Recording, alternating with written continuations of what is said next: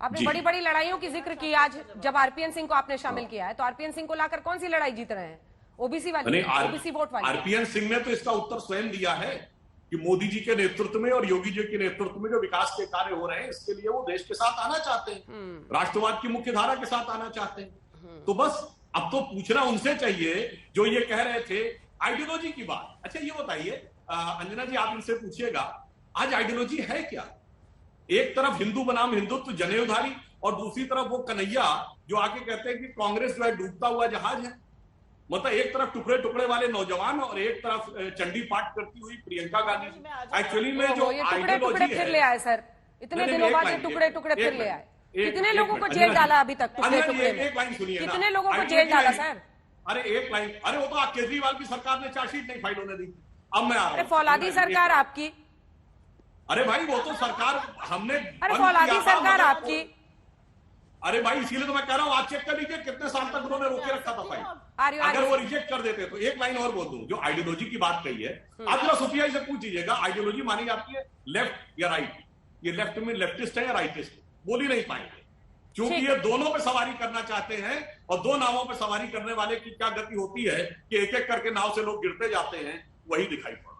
क्या आज विचारधारा की पहचान के कश्मकश में कांग्रेस पार्टी धंसी चली जा रही है? सुप्रिया जी इसका जवाब दीजिएगा। और दूसरा सवाल मैं छोड़ रही हूं, चाहे वो ज्योतिरादित्य सिंधिया हो, जितिन प्रसाद हो, आरपीएन सिंह हो, ये लोग राहुल गांधी के करीबी बताए जाते हैं कि राहुल गांधी से उनकी बहुत अच्छी थी।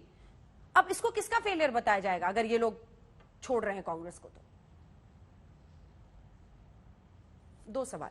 आपने पहले तो विचारधारा पे पूछा, उसका मैं एक जवाब देना चाहती हूं, लेकिन उससे पहले क्योंकि लड़ाई की यहां पर बात हो रही थी, इस देश के इतिहास में 75वां साल हम आजादी का मनाने जा रहे हैं। एक ही लड़ाई मायने रखती है और वो लड़ाई है आजाद हिंदुस्तान के लिए। और जब वो लड़ाई लड़ी जा रही थी तो आप मुखबिरी करके माफीनामे लिख रहे थे।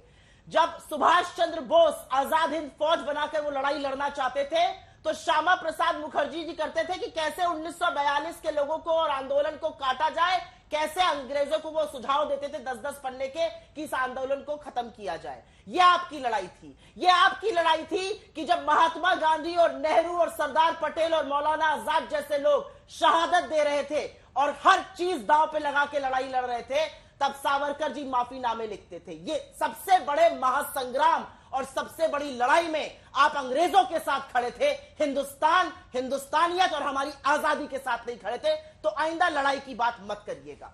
एक बात मैं और कहना चाहती हूं, क्योंकि आप अपने आप को पार्टी विद अ डिफरेंस कहते थे, आपने खान मार्केट प्रचलित गैंग की बात करी थी। आज आप कौन सा पार्टी विद अ डिफरेंस है? 15% सांसद आपके तथाकथित डायनास्ट्स हैं। आप तो बड़ी बड़ी बातें करते थे, आपने हमारे यहां से जिनको लिया उन्हीं को आप अटैक करते थे डायनास्ट होने के लिए। आज आपके वो प्यारे हो गए। लेकिन आज मुझे शायद ज्योतिरादित्य सिंधिया जी के लिए और आरपीएन सिंह जी के लिए और जितिन प्रसाद जी के लिए एक सवाल पूछना पड़ेगा। आपने जो नेता आपको छोड़ के गए, अभी कहा ये ओरिजिनल भाजपाई नहीं थे, चले गए, कोई बात नहीं। ये जो आए हैं आपके यहां, इनके पीठ पे चस्पा लगा रहेगा ओरिजिनल भाजपाई होने का, खाटी कांग्रेसी होने का, शक की निगाह से देखने का, या इनको एक्सेप्ट करिएगा? ये सवाल एक है और ये सवाल इन सब के मन में है। ये मैं आपको दावे के साथ कह सकती हूं, क्योंकि आपने अभी बिल्कुल अपना जनमत दिखा दिया कि ये सब ओरिजिनल नहीं थे, चले गए, कोई बात नहीं। जब तक आपके साथ आदमी रहेगा तो अच्छा रहेगा। विचारधारा की बात पूछी आपने, 30 सेकंड में इसका जवाब दे देती हूं।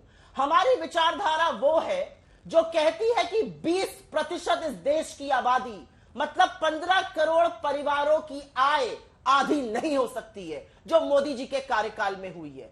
हमारी विचारधारा वो है ये जो कहती है कि अगर डिसएग्रीमेंट है, अगर डिसेंट है, अगर सर्वसम्मति नहीं है तो वो देशद्रोही नहीं है।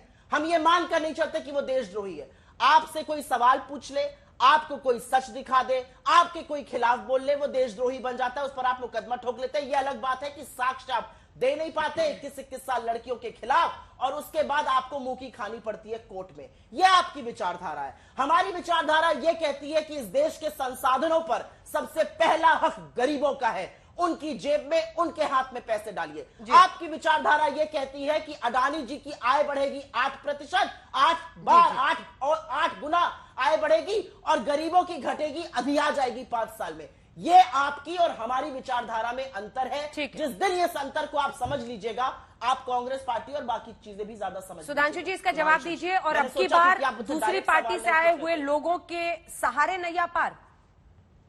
देखिए, मैंने लड़ाई से बात शुरू की, आजादी की लड़ाई पे चली गई।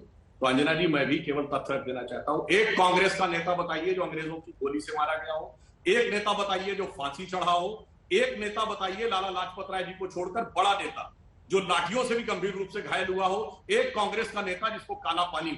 अरे आप अपना एक नेता बता दीजिए जो 2 दिन जेल में रहा हो। मैंने नेहरू जी ऑलमोस्ट 10 साल जेल में रहे थे। अरे जेल में किताब लिख रहे थे, जलवायु जलाल से किताब लिख आप रहे झूठ थे, बोल के करोड़ों रुपए की संपत्ति कैसे आप बनाई करते हैं, झूठ बोल के जाते हैं हर बार। आपके झूठ का पर्दाफाश होता है शो के अरे बाद। झूठ का शो का पर्दाफाश अभी आपके सामने एक आपने झूठ नेहरू जी के खिलाफ पहले भी झूठ बोला है। अरे भाई झूठ बोलना सुनिए। छोड़ दीजिए। आप झूठ का बोलते हैं, इतिहास नेहरू के जी साथ बताइए सितंबर और स्वतंत्रता संग्राम सेनानियों के ठीक है, ऊपर तो सुप्रिया जी, झूठ सुप्रिया जी, बोलना उनको चाहिए। पूरा कर लेने पता था दीजिए। स्वतंत्रता संग्राम में देखा, आप कहाँ अंजना जी, थे, देखा, लेकिन उनके लिए देखा। झूठ बोलना गलत कैसे है। सत्य नहीं, का स्वतंत्रता संग्राम Supriya ji please please, Sudhanshu ji 2 line में बात पूरी कीजिए। अब की बार दूसरी पार्टी से आए हुए नेता के सहारे नैया पार यूपी में। 2 मिनट तक मैं 2 लाइन में नहीं, मैं भी अपनी बात उतनी देर कहूंगा जितनी देर उन्होंने कहा, और केवल तथ्य कहूंगा और कुछ नहीं कहूंगा।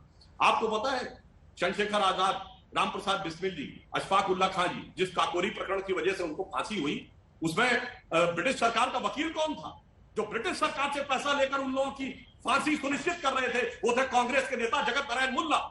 ये हकीकत है कि कौन लड़ाई लड़ रहा था और कौन आराम से जलवायु जलाल से जेल में रह के किताबें लिख रहे थे। फौज को बचाने के लिए किसने अपना कोट पहनकर अरे भाई, वापस मैंने तो वकालत फैक्ट करी बोल थी दिया, जवाहरलाल नेहरू ने? फिर बोलने ये क्यों नहीं मानते? फिर बोलने लगी, झूठ क्यों बोलते फिर हैं? बोलने लगी आप, स्वतंत्रता फिर आप बोलने लगी। ठीक है, आपकी बात रजिस्टर हो गई सुप्रिया जी। मैंने तो कोई बात आपकी बात यूपी नहीं पर की। आइए, यूपी पर। अब मैं इस पे आ रहा हूँ। हाँ नहीं, मैं इस पे आ रहा हूँ। इन्होंने सारी बातें बोली ना, एक एक लाइन में सबका उत्तर दे दो। कोई जाके चेक कर ले, अडानी की संपत्ति में सबसे ज्यादा जो वृद्धि हुई है 2011 में हुई है, जिसमें वो भारत के सबसे अमीर आदमी कुछ समय के लिए बन गए थे। 2011 में किसकी सरकार थी, ये चेक। तीसरा, इन्होंने कोर्ट से बात कही, आरएसएस पे 3 बार प्रतिबंध लगा, तीनों बार कोर्ट से औंधे मुंह गिरे, आखिरी बार 92 में लगाया। तो जो एक लिमिटेड टाइम होता है कि ट्रिब्यूनल में 60 दिन के अंदर साबित करना चाहिए, 60 दिन के अंदर कोर्ट से गिर गए।